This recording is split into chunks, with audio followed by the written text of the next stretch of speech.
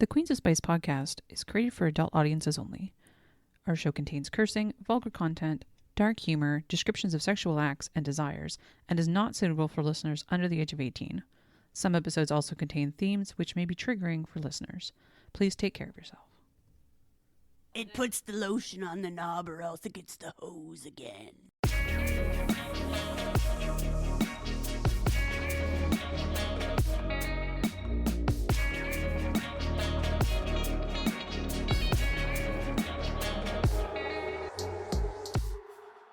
Welcome to the Queens of Spice podcast. I'm your host, Rachel Raggy Ragachu and Pokemon Master. I'm here with my two BFFs, Ash and Jack. Hey, Hi. how's it going, guys? Fan-fucking-tastic. How are you, Rach? You know what? Been better, been worse. We're talking about Tidal Wave. Yeah. The one that started it all. Uncle Jake? No, that was last week. That was last week. Right. A red flag story. Right. No, that was Cherry Pop and Uncles is what I ended up calling it. Oh, it was still a red flag story. Oh, you're right. Yeah, That's what we call red it. is their favorite color. Yeah. I actually made the backgrounds red on the graphics too because that's a red flag. I mean, admittedly, there's a lot of red flags in this one, too. Okay. Tidal Wave by Roberta Latow. She is passed away in 2003. This book was published in 1983 before any of us were born. And you can tell. Listen, there's a lot. Yeah. I also managed to get a physical copy of this book. I'm pretty sure it's from the UK somewhere. Woo. Because I it tried has to find it in my mom's basement, but... sad. That's where it originated from, I hear. Yeah. Yeah, This our was the basement. first. Do you want to recap how you came across this book? I don't even know. I just picked up a book off the shelf and was confused about what was on the cover, because it's not the same cover that you have. Oh yeah, that's right. The cover that I have... Is it blue? No, it was black, and it had, like... It was almost like a Heritage Moments style, like, square on it, but it was just, like, a lady on her side and her pelvis in a bikini tied... Yeah. I don't even think she wears a bikini in this. I don't... Listen, she does a lot of weird things in this. I'm not really sure. I was confused about the name of the book. Like, why the fuck call it Tidal Wave? And then, like, it really felt like that whole part was forced, too. Like, he was like, it's like, what? Why was she in a helicopter... watching a fucking wave? I don't understand. Could you just explain the fucking synopsis so I can rant about this god-awful book?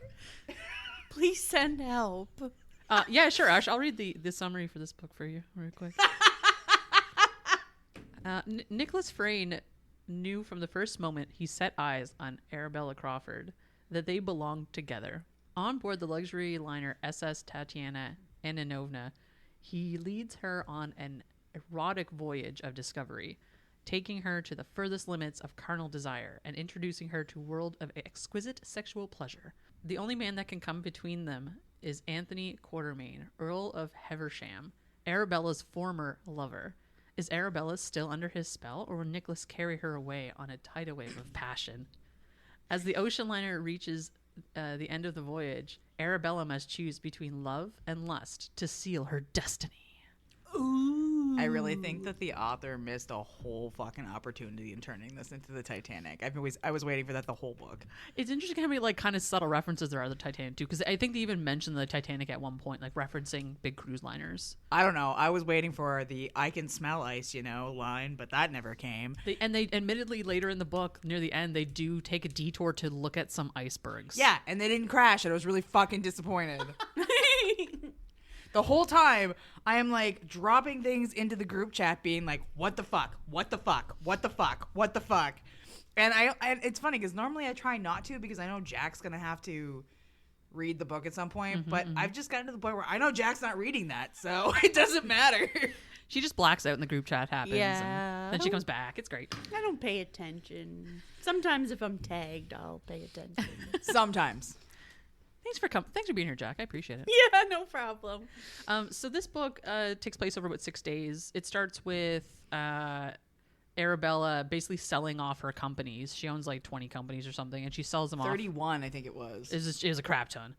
She sells them off to these different conglomerates for like over $100 million, like net. So, like, huge amounts of profit. She's officially one of the richest women in the world at this point. In the 80s. Yeah, in the 80s. And, you know, to that point, too, like, she's a fairly progressive woman to some degree for the 80s, I would say. Like, she is self-made and... She can fly a helicopter. She can fly a helicopter. Why? Why not? Because she's a fucking idiot. So rude. I am so mad about this book. I am more upset. I was more upset about this book than reading the Harriet Prober book. Why is that? Because upon reflection, that one was intended to be trolling. This one was just fucking ridiculous. Now, like, I do want to clarify that, like, this was written in 1983. I don't care. Okay, but like, when was The Hobbit written? Before that, it was better written than this. The 30s? Of course, it was better written. It's Tolkien. Like, we're not. Gosh, this is Roberta Latow here. I mean, the woman wrote this. R.I.P. Just like my parents. Why are you laughing? Thanks, Jack. Thanks. I miss your parents every day. Me too. So Roberta was an art expert, gallery owner, interior designer, and ended up being an erotic author. She didn't start writing until she was like into her 50s. And this was, I think, the second book that she wrote. And she's like cited with, for some reason, like was credited with Andy Warhol's earlier works and like gave him the idea to paint the Campbell's soup cans. What? I'm not even joking. It's like, so weird. The weird connection. Yeah. Like she actually got paid money. Like Roberta, royalties. you make me think of soup cans, girl. It's because your titties look like soup cans.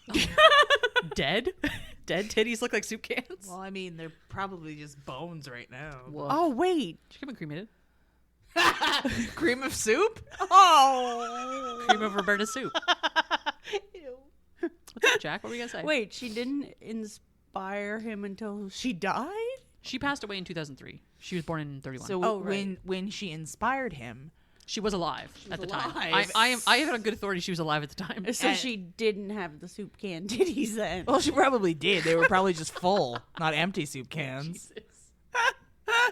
Creamy soup cans. I'm disturbed. Pea soup.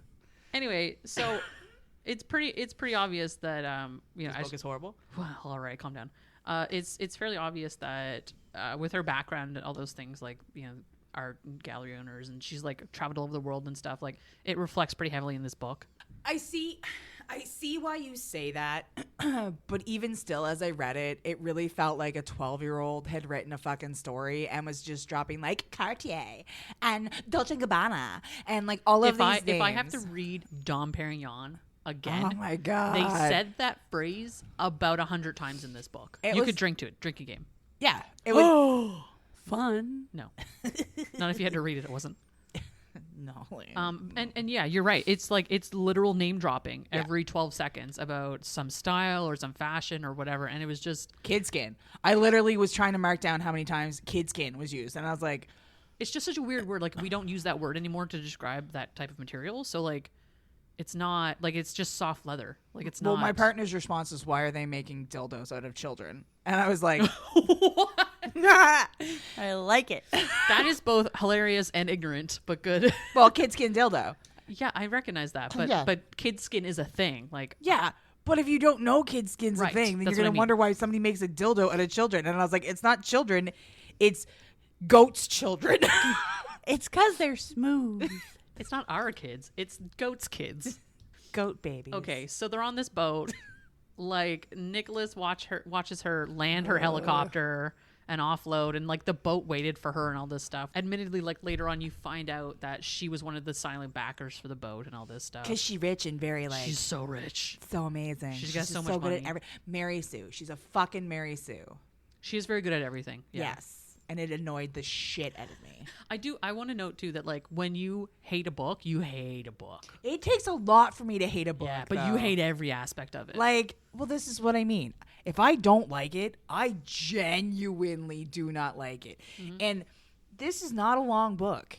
This was not a long book. I should have been able to finish this book in like maybe 2 days. Yeah. Maybe. Yeah. It took me fucking 5 days Mm-hmm. to finish this book because every time I sat down, I got fucking squirreled because something else was more interesting than this bullshit. Like, I'm going to seduce you physically, emotionally, mentally, sexually, spiritually, Does that frighten you? With Dom Perignon. I mean, you're not wrong. Well, like, okay, so one of the quotes I wrote down was, "I need a man to love me with his cock and his heart." Aww, that's what we all need. But it's just such a ridiculous thing to read. Oh, it's... And I don't know. Or like one of my personal favorites. like the bars on the floor there. Yeah. Like, One of my personal favorites was when like she's thinking about Alexandria. Like, fuck off, Alexandria. we're talking about the place, not a person. Yeah. Egypt. Ugh. That wasn't about the place. That was about the fucking book. Anyway. And he like after she meets Anthony and he like takes her to the place and the quote is like, he was built for sex. Yeah. Yeah? Okay, so let's backtrack a minute.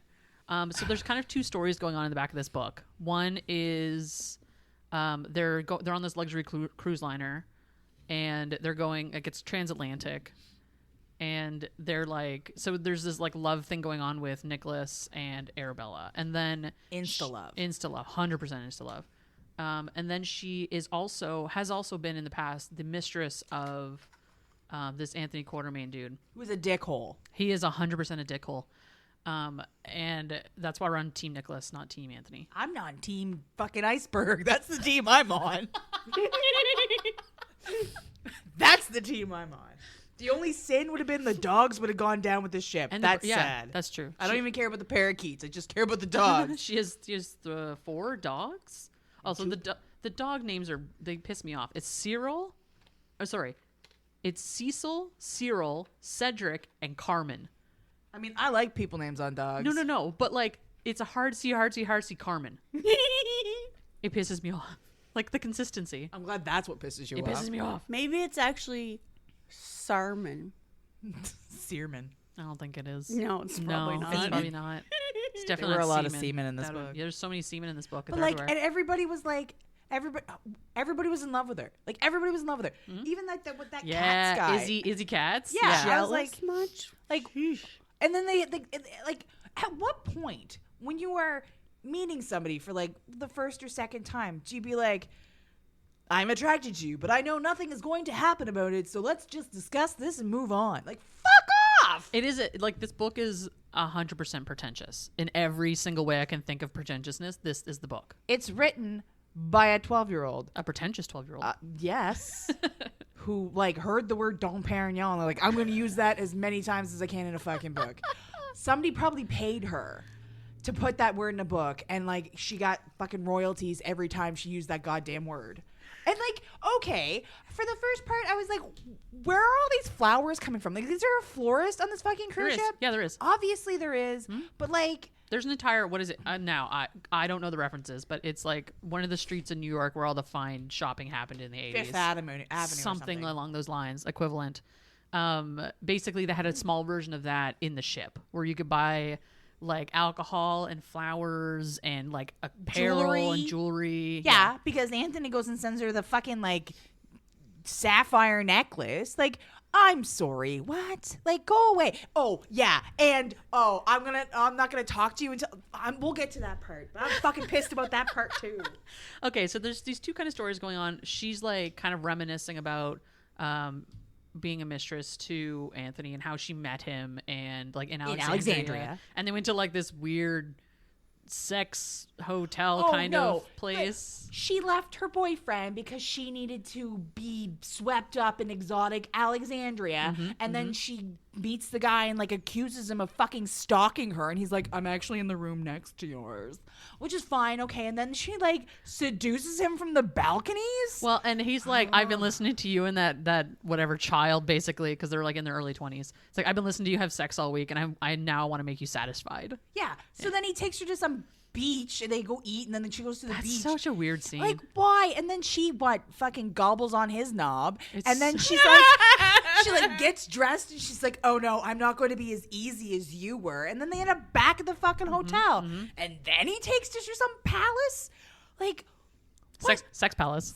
Well, obviously. And then the 4 people, and she's like, I send them away. I only want you.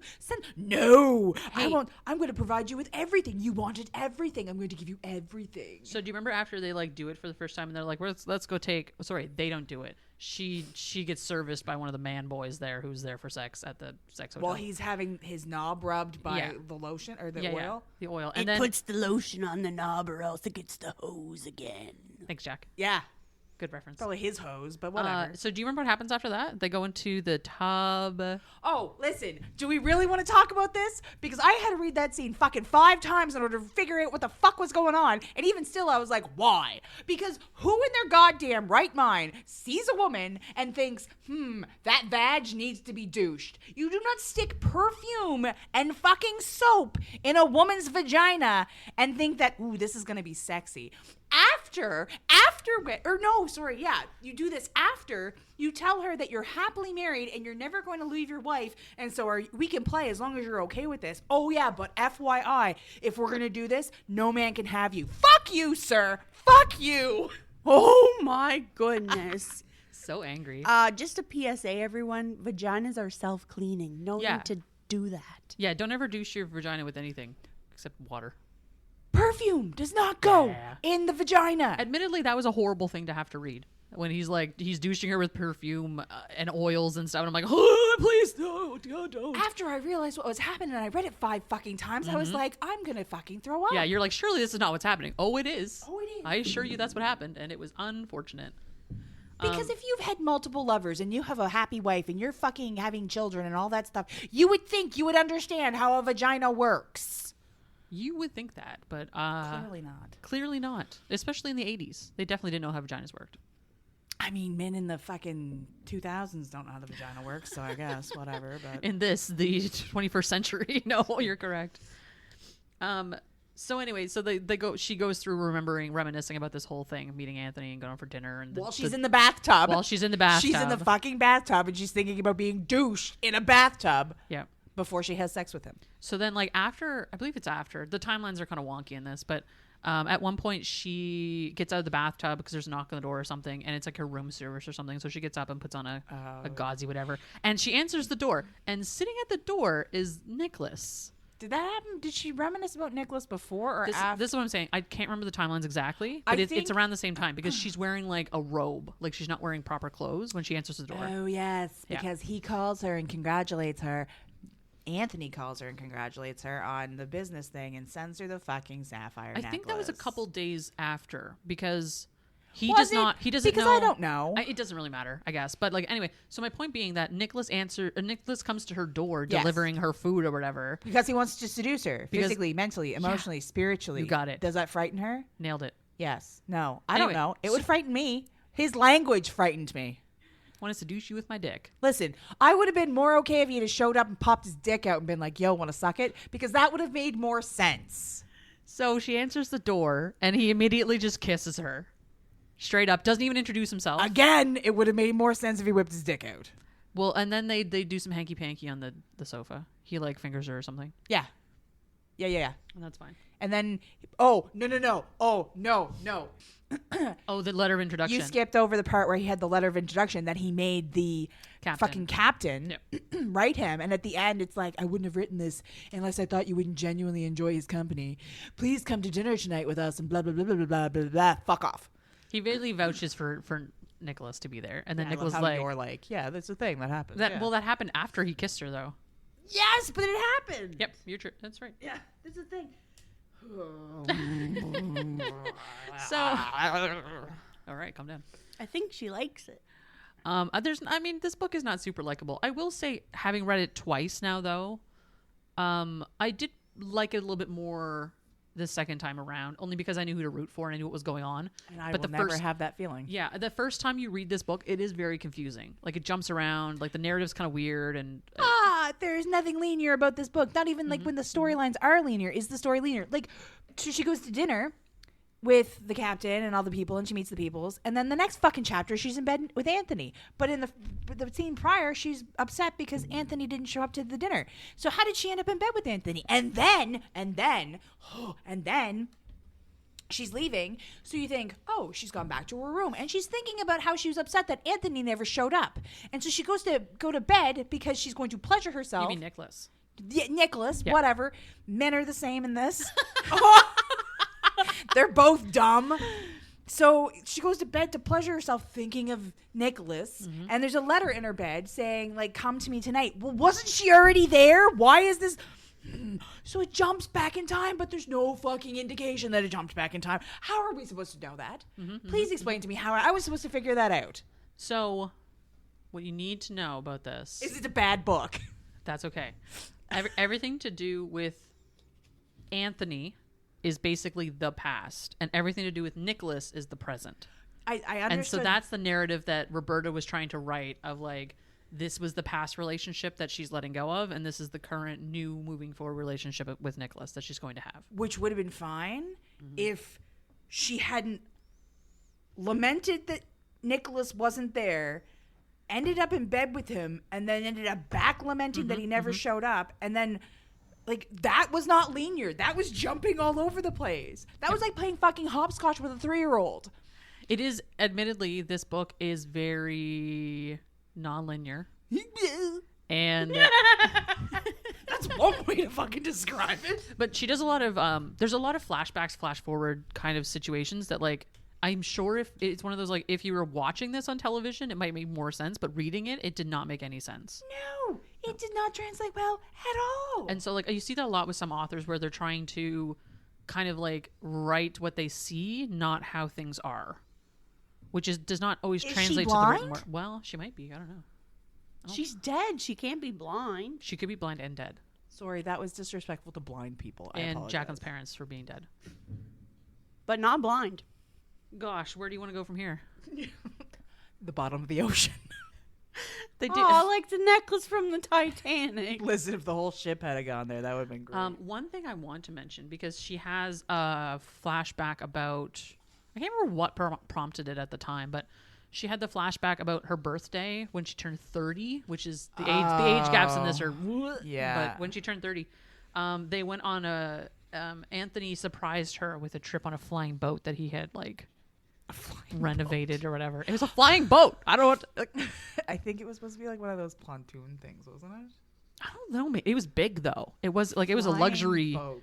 It was like a flying. I don't know how else to explain. I know that's how, like, she described it, but, like, when I was like, is this like fucking like Thor? Like like, is it being pulled by magical screaming goats? Okay, Like, so the only frame of reference I have is that it's from World War II.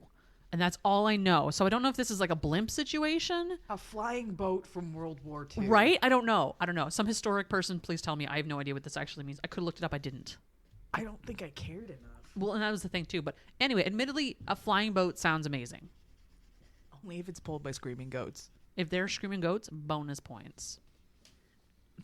Boner point. Boner I was points. just gonna say that. There is like half a chapter in here that really, I mean, admittedly, this is a bothersome book.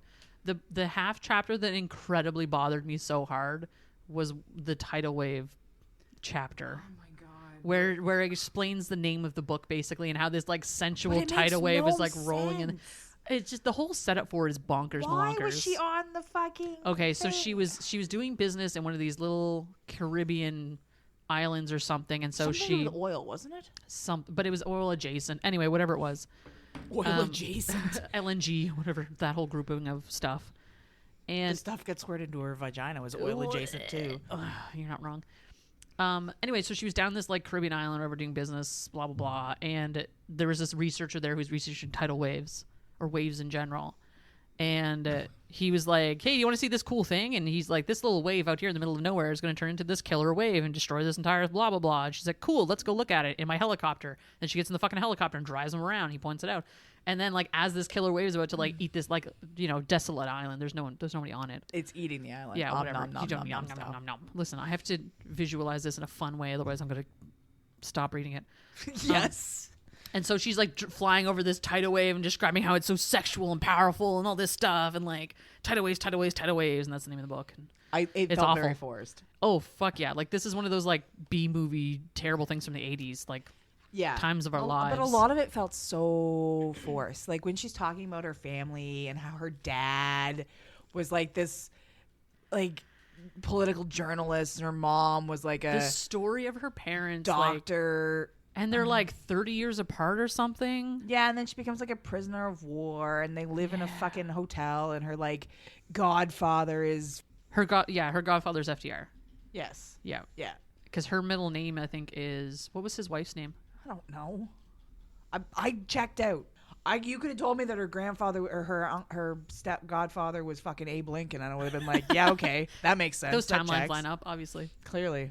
Where do we go from here? I don't know. Again, the bottom of the ocean. I thought tidal wave was like a euphemism for an orgasm. No? It is now. All right. I'm pretty sure that's what she was going for. Like, surely. That's probably the sexual thing she was talking about, like the emotion and like all the flowery bullshit. But like, this does read like a stay-at-home mom without children lounging on her fainting couch or something book. How are you a stay-at-home mom without children? Well, like women didn't used to work because you couldn't. You're a kept woman. Kept woman. Okay. Yeah, it's like, and the whole time I'm like, and everybody in this book has like a mistress. yes, which I hated. I can't stand that shit, but I know it's such like a pomp and bullshit thing that people used to do. Well, yeah, that's why I hated it, because even Anthony had, or even Nicholas had one. Nicholas did, And I was like, if he's supposed to be the good guy, why are you making him an adulterer? But I mean, that's like, there's like this sexy thing about it in the book. There's nothing sexy about adultery. Come on. Adultery's not sexy. The only time I want to read a book about adultery is when like one of them, trigger warning, for abuse, I guess. One of them is abusive and like the person is cheating to get away and is saved by. That's the only time I want to read adultery. Only time. And if there's douching involved, I really don't want to read it. No douching, only adultery in certain places. Only good adultery, no bad adultery. Oh, It's God. just like, and like in the background, then you've got like the fucking actress with the coke problem, and like That is so weird. They inserted that in there. or like the manservant. And yeah, everyone couples up except for Zoo, which I'm like racist because he's black. The whole thing. He's not racist. He's not. He's Oh, not sorry. black, he's Asian. He's Asian. The whole thing is like, it's so racist. What I mean, Oh, well, I mean, yeah, and it's always the thing where I'm like, the you scene read with- something in the 80s, you're like, this is gonna be real racist. Buckle up. well, the scene with the fucking watching the four people have sex is like Mei Ling and Coco. Like, Yeah, come the names. on, do better. Do better. In the 80s. Do better. We can't make her The do whole- better. She passed away. The whole thing was just like. Yeah, it's weird, and everyone like coupled up, and it was like it's a very But weird. everybody wanted her too. Oh my Like, God, it was a weird thing. And then she's like best friends with everyone, of course, and because she's Mary Sue, and she can fly a fucking helicopter, and she's so perfect, and oh my God, and she saves his life, and oh my God, and then Missy wants to be her best friend, and Missy's gonna come with her, and of course her people are gonna come with her. Oh my God, of course she sold her businesses for $10 million, and of course Anthony wants to. Oh. That's amazing. Jacqueline just finished her coloring sheet, which looks like the big blue dildo Iceberg. that is hanging out in Newfoundland right now, which Yep. is very suitable. We're in the past, by the way. Really important piece of this fucking story. Go on. About how Anthony's trying to get a hold of her, and then he's like, I need to talk to you about something, but I can't talk now. It's private. Blah, blah, blah, blah, blah, blah, blah. Meh. And then fucking... Because they also have telephones on this boat, which is interesting because it's like... Tell us something. It has a name. I don't know. That's whatever. Anyway, so then he calls her the next day, and he's like, Fifi is dead. She's been dead for 3 months. Your wife has been dead for 3 months, and you didn't tell your mistress? Why? The mistress who was like, I would like for you to marry me. Yeah. And have my kids even. Oh, and then there's a part later on where she was like, oh, yeah, but he wasn't sleeping with her, but the youngest child is 8? Yeah. There's Fuck off. There's like, it's the whole weird And you're thing. what, 80?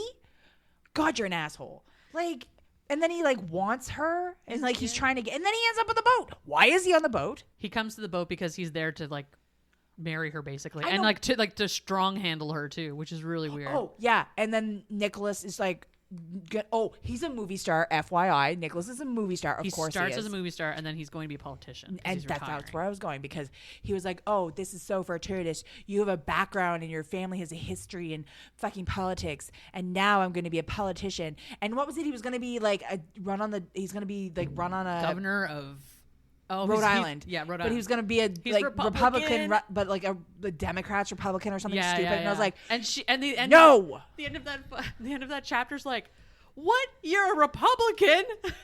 It's really funny. And I'm like, and I'm also thinking too, like trying to tie it into today, where I'm like, that would be a deal breaker for a lot of people. I'm pretty sure I'd push him off the boat. Yeah, I certainly wouldn't fuck with him. That's for damn sure. No. And then, oh my God. And then he announces on the boat through telecom, whatever bullshit, that he's running for fucking governor of Rhode Island. Rhode Island. And, sorry, That's where Rhode he's Island. from. That's where he's from. I know it's where he's from, because they were like, well, why wouldn't you run for California? Because you live in California, because you're a movie star. That's where movie stars live, Jack. Oh. Especially in the 80s. I love Jacqueline's like, this is so bad, I'm going to move on to coloring on my blank page. I appreciate it. I always leave you blank space so you can color stuff and draw things for me. Draw a dildo. Draw a boat sinking. With icebergs. With icebergs. Fucking jagged icebergs. And then they have sex. And the whole time I was like, I just want this boat to sink. And you're like, well, there is a part with icebergs. I'm like, are they going to die? And you're like, no, but they are going to have sex. They're sexy icebergs. I'm like, there's no such thing as sexy icebergs. And then the iceberg showed up in Newfoundland that is shaped like a dick. Sexy icebergs. Yeah. Thank you. I would have fucking died if the dick that took them out. The Dickberg? The Dickberg fucking wrecked the Tatiana Novna, whatever the fuck.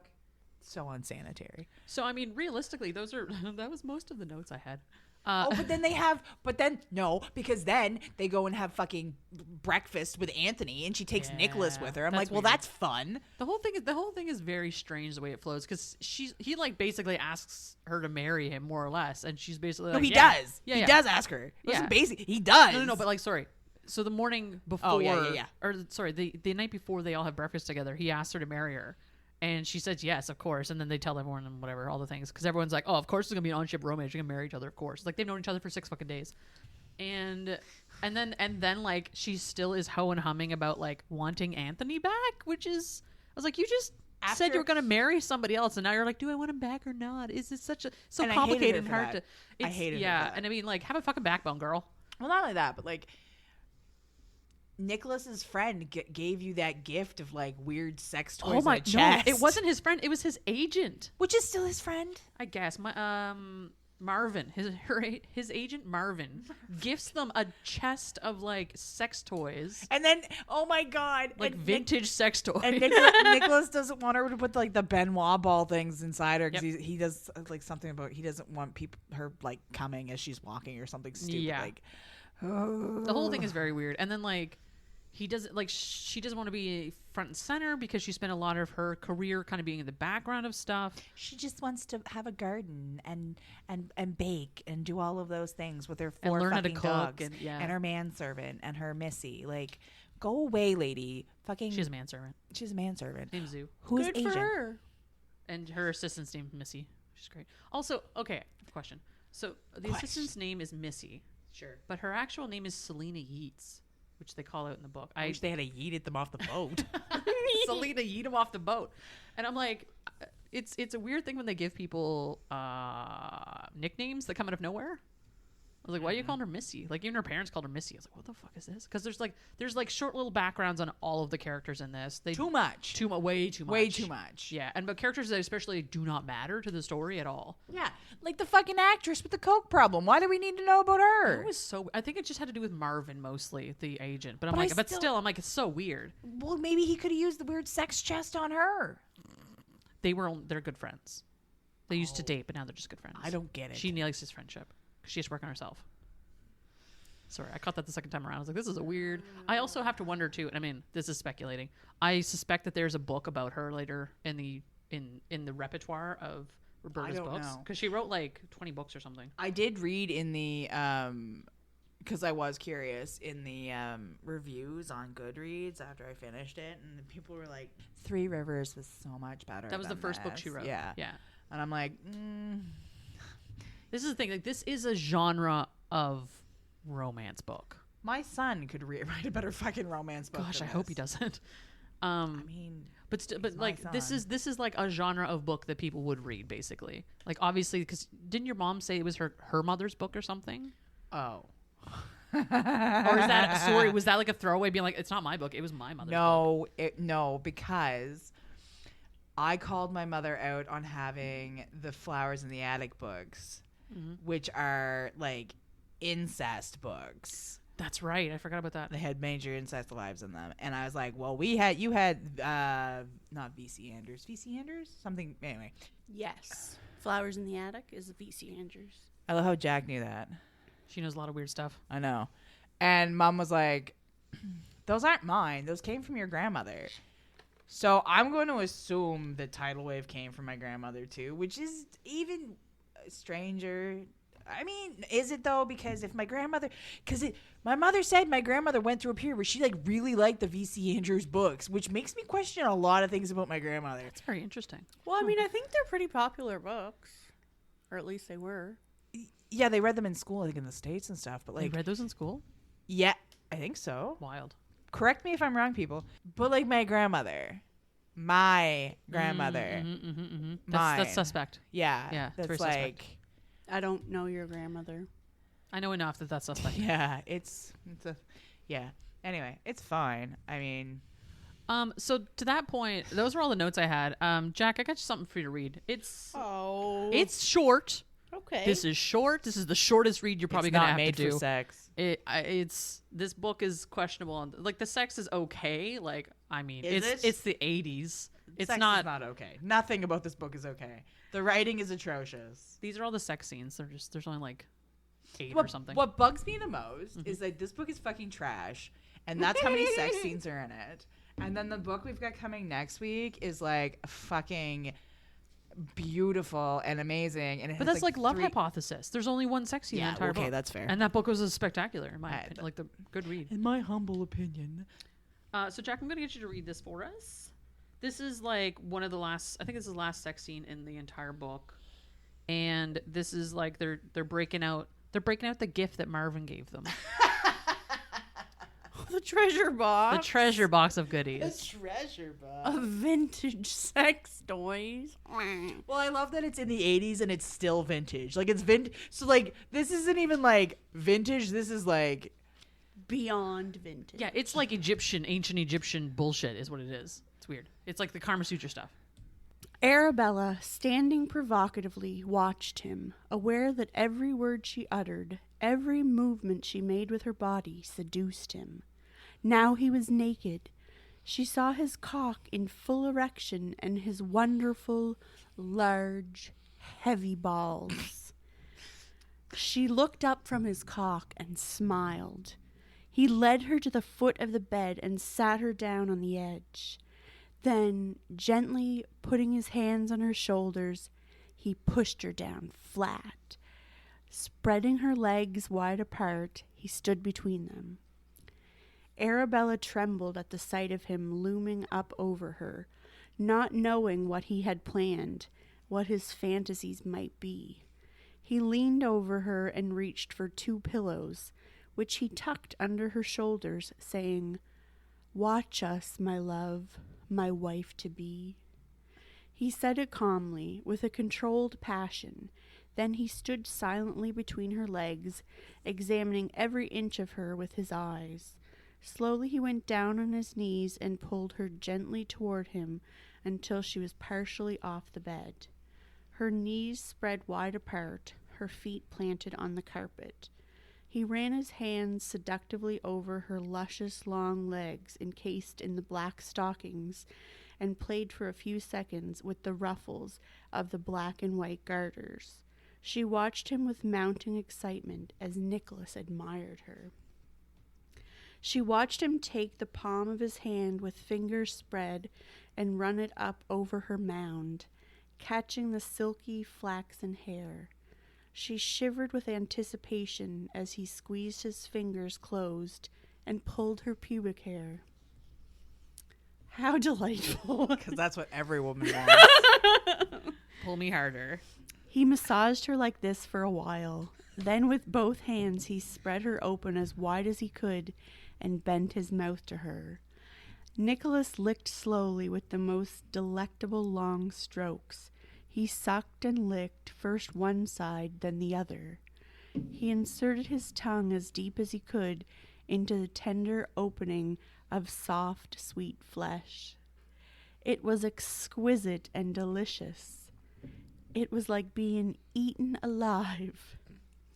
Her hips began gyrating on his willing tongue, and as her movements quickened, he knew she was about to come. As he placed 2 fingers inside her, she shuddered with release. He stood up a moment later and looked at her lovingly. She was spent, legs still wide apart, her face pink with the flush of orgasm. She was beautiful in her nakedness with the magnificent jewels and whorish black stockings. A picture of elegant depravity. He said as he pulled her legs up around his waist and stepped closer to her, "I love the taste of you. It drives me mad with passion, makes me want to absorb your flesh into mine." She said nothing, her eyes riveted to his rampant cock, blood pumping through the veins that stood out on the throbbing, thick penis. It looked as if it had a life of its own. She watched as he lifted her closer toward him, and with one quick, hard thrust he drove into her. He was so strong, more wild and tough than she had imagined he could be. It was thrilling to be taken this way. He pulled her higher up off the bed into a position where he supported her as he moved in and out of her again and again with total abandon and lust. It was divine. It was powerful. It was joyful. She grabbed him with her vaginal muscles and squeezed as hard as she could on him. "No," he called out. "Don't do that. I'll come too quickly. Just relax and let me do it all. Lie there and enjoy this." Arabella did as she was told. It was marvelous. He was so proficient and obviously reveling in her. Proficient? Baby, you're so proficient. I'd like to rate you on a scale of 1 to proficient. It was glorious. Nicholas was, as always, extremely imaginative between her legs. He was amazing, let every fantasy fly. He reached over to the night table and grabbed something. Before Arabella could see what it was, Nicholas was improvising with a kidskin dildo so that she felt as if 2 cocks were moving in and out of her at the same time. It was an incredible feeling. He saw how much she enjoyed it, and that gave him courage to be wilder. Arabella submitted to him joyfully. His erotic arts gave her infinite sexual pleasure. Because they were performed with premeditated love and affection, they were an exercise in passion without hate or violence and carried out with care. It was sex with the desire to please, which resulted in yet another kind of love, yet another bond of affection. The animal had taken over, broken free. Nicholas lifted Arabella to the carpet, on her hands and knees, and mounted her from behind. He rammed into her until they came together in an orgasm that seemed to go on forever. Just like this book. They were spent, worn out. They lay in each other's arms, crumpled and limp on the floor next to the bed. Placing a pillow under her head, Nicholas covered them up with the satin word that means blanket.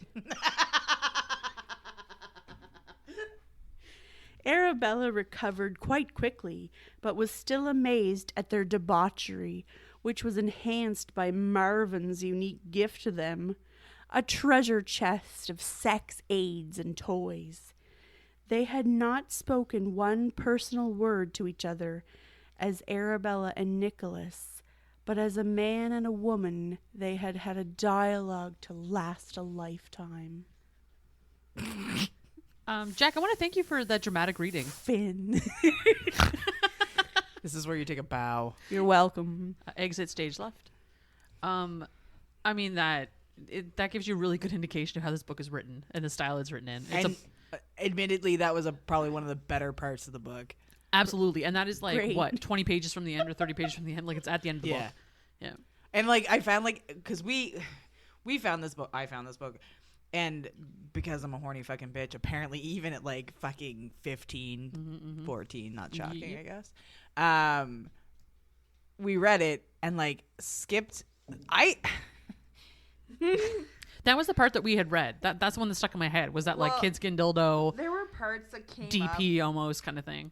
There were parts that I could remember. Like I remember texting the group and being like, "Oh my god, I remember this scene where he gets like oil rubbed on his dick." Like I could remember bits of it, but like the whole time, that's literally, like you said, that's the only scene that like really stood out. So I was like waiting for it. It was Kidskin dildo has been the joke for years. Yeah, that's been the joke. So we had to read that. It's been a joke. It's been a joke. It's been a joke. So speaking of jokes, let's rate this out of icebergs that we potentially wish had sunk this boat.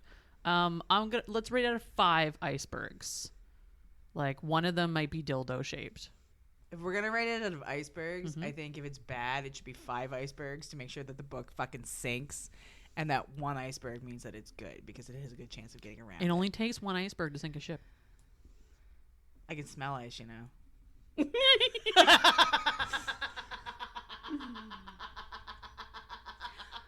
Paint me like one of your French girls, Nicholas.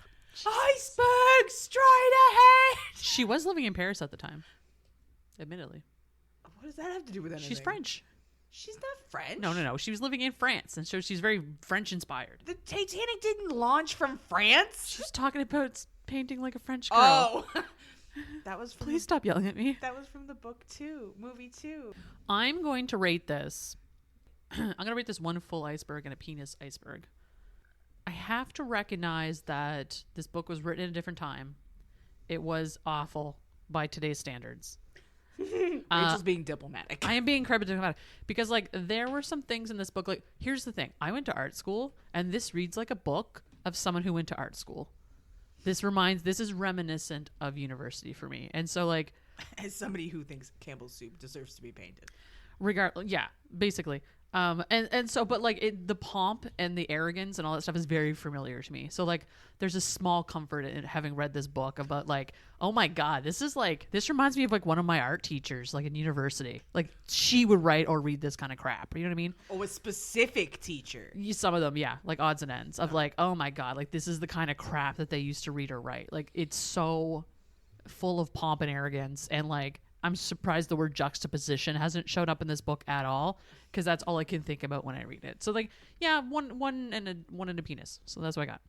How do you feel about this book, Jack? So you gave it 1.5 of a penis? Yeah, I mean, I feel like a penis iceberg, while it was large, was not robust. I don't think the penis iceberg is necessarily large. I think it's just penis shaped. It was penis shaped, but like, it didn't seem very large. You're right. Yeah, like I would want a bigger in terms of like icebergs. I would want a bigger penis. Yeah, that's why it's like 1.5. It's like maybe a half. I get what you're laying down. Cool. I'm still confused, but I think that this book is proficient in the sexy talks, from what I read, and real quick for her to get to that orgasm. So Roberta really doesn't draw anything out of this book. You know, Yeah, women get no pleasure from this Women book. get no pleasure in this book. So it's like it was written by a man. she really enjoyed that second penis feeling in there, though. Internalized misogyny was real in the 80s. Good for her. I'm gonna give it 3. What's it rated? Icebergs. Icebergs. 3 icebergs. Damn. Straight ahead, or is it right ahead? I can't remember. Icebergs. Right ahead. I can't remember. 3 of them. Thanks, Jack. Okay, you know why she gets like the extra 2? Because the girl's dead. And she can't even fucking defend herself. So I mean, to be fair, none of the other authors have defended they themselves. can, though. Oh, okay. Fair point. Ash, what do you got? The Atlantic Ocean. All of my fucking icebergs have melted. Okay, that's fair. No icebergs. No rationale. Just it's garbage, terrible, awful, badness. Look, if I didn't have to read this for the podcast, I would have stopped. Of course. Yeah. I would agree. have. I would have been squirreled so many times, and like I've just finished reading in Mafia, Single Dad, whatever the hell, and like I got squirreled a couple times, but there's still enough that made me want to go back to like at least find out how it ended. The whole time I read this book, I was rooting for the iceberg, and the iceberg wasn't even in the fucking book until later. So I'm rating it the Atlantic Ocean. When did squirreled become a verb? Squirreled something away? Okay, when did squirreled, the way Ashton's using it, become a verb? To be squirrely? Yeah. For something to be squirrely? No, she's talking about her ADHD. Yeah, that's being squirrely. Yeah. No. You get distracted real easy because Yeah. you get squirreled. Yeah. No, but It's like- squirrely's like sneaky. No, it's like Okay. manic almost. It comes from the movie Up. You ever seen the movie Up? Squirrel. Doug, the dog, is in the middle of having a conversation, and then all of a sudden he goes, squirrel! No, I know that's what you're saying, but the word squirrely came way before Yes. Pixar. But I'm pretty sure that that to become squirreled, like to get squirreled, came from Up, because you just get distracted. We call my mother Squirrel because she gets squirreled all the time. But you just, I love that you've for never used that before. You've just started. It probably, I don't know why it recently came to my existence, but it's been a thing for a very long time. All right. Well, thank you for that thorough assessment, Ash. The Atlantic Ocean. The Atlantic Ocean, all of it. So before we move along to talking about the next book we're going to talk about, I want to take a moment and talk about like another book or something that you've read recently that you really want to talk about. Oh. But that, like, we're not going to talk about on the podcast for whatever reasons, but like just something else you've read recently that's been on your mind and that you've really loved. I read the book Accidental Pinup by Danielle Jackson. And it was like, it's basically like two photographers, they're like rival photographers kind of thing. Like, she's always losing jobs to him because he's like, you know, the professional white boy. And she runs like a boudoir photography situation and then also does like side gigs and stuff like that. And so they're both competing for this job for this like lingerie line that her best friend is running. And she's like a plus size model and all this stuff. Anyway, and it turns out that like the main character Cassie, she ends up being the model for this lingerie line because her best friend, who is supposed to be the model for the lingerie line, like has like a complicated pregnancy going on and all this stuff. So she ends up being the model, and this guy Reed ends up taking her photos, and obviously they fall madly in love because Cassie's a fucking superstar and we all love her terribly. And they have to like, they kind of have like a hidden relationship kind of thing going on. It's like an enemies to lovers situation. But anyway, it's quite good. Danielle Jackson touches a lot on racial issues, which definitely come through in that read. And yeah, I really enjoyed it. It was good. Accidental Pinup by Danielle Jackson. Ash, what do you got? I read, after my rant about adultery, it's called A Different Kind of Love by Nicola Haken, Haken. The main character, he is in a relationship with like his like high school girlfriend. They got married really, really young. They have kids. His name's William, and he ends up losing his job. He's an electrician, I think, and he gets offered a job by this guy who he goes and works at, like, he does a lot of work at his house. But the guy's like works in film in some capacity. And so he offers him a job as, I'm not really even sure what the job is, but on films, like doing work, but he has to go away to do it. And he's the guy that like always gets his kids ready. Like his kids are older, admittedly. Like they're like 17 and like 19 maybe, but they still live at home. It's in the UK. And his wife works a lot, and at first I thought like, oh, maybe the wife's cheating because she legit works a lot. Like, and he talks about how he's not always interested in having sex with his wife and like those kinds of things.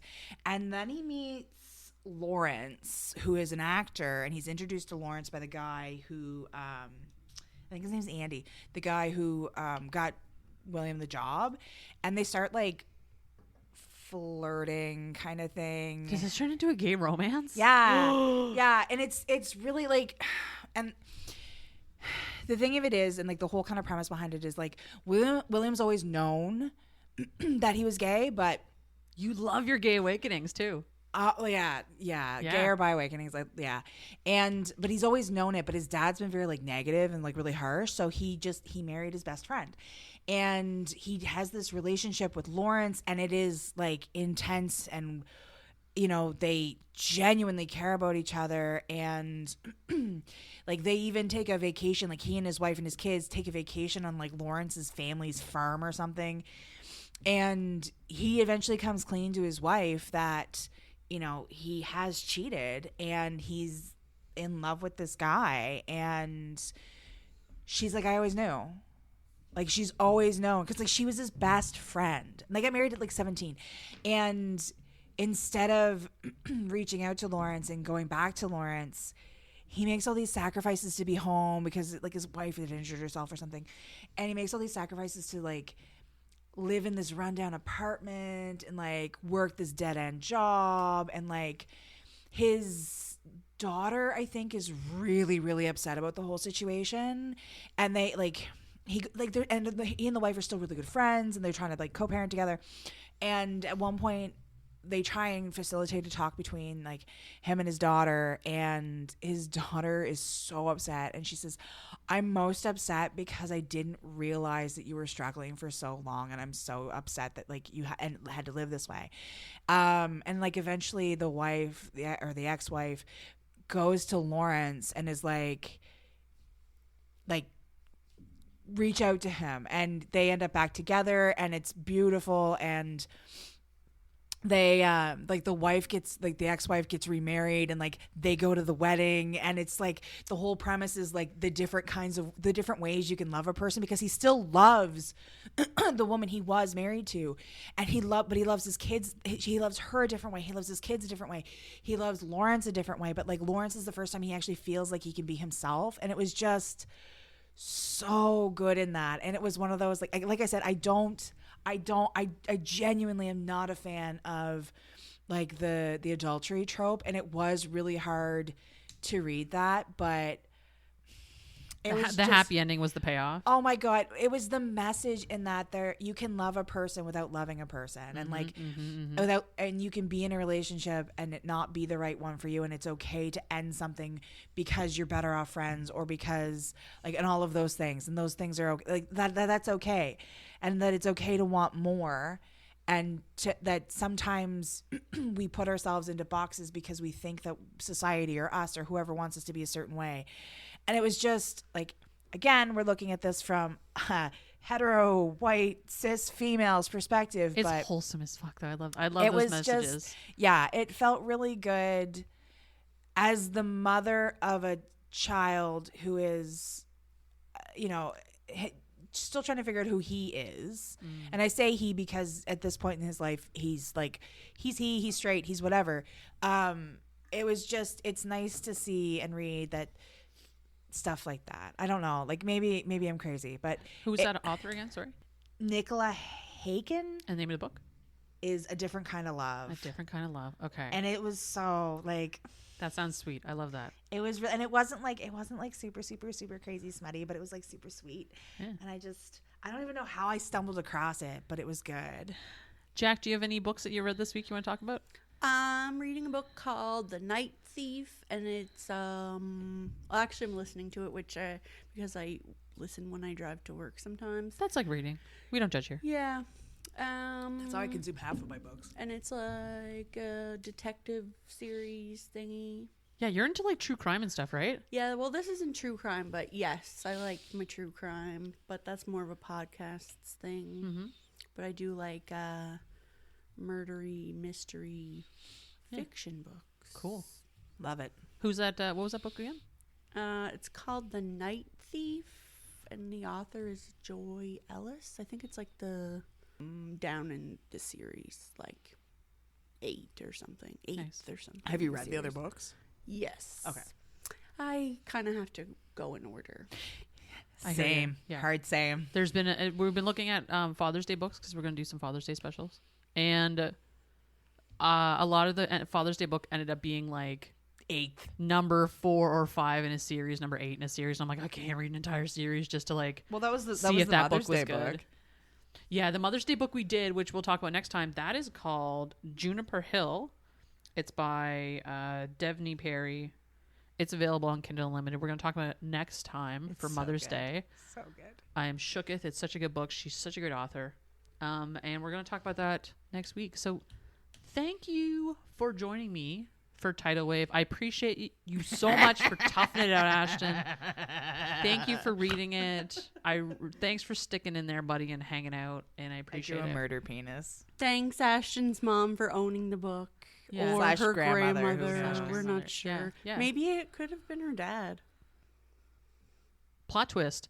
So that's all we got to say. Thanks so much for joining us on the Queens of Spice podcast. We'll see you next time, guys. Bye.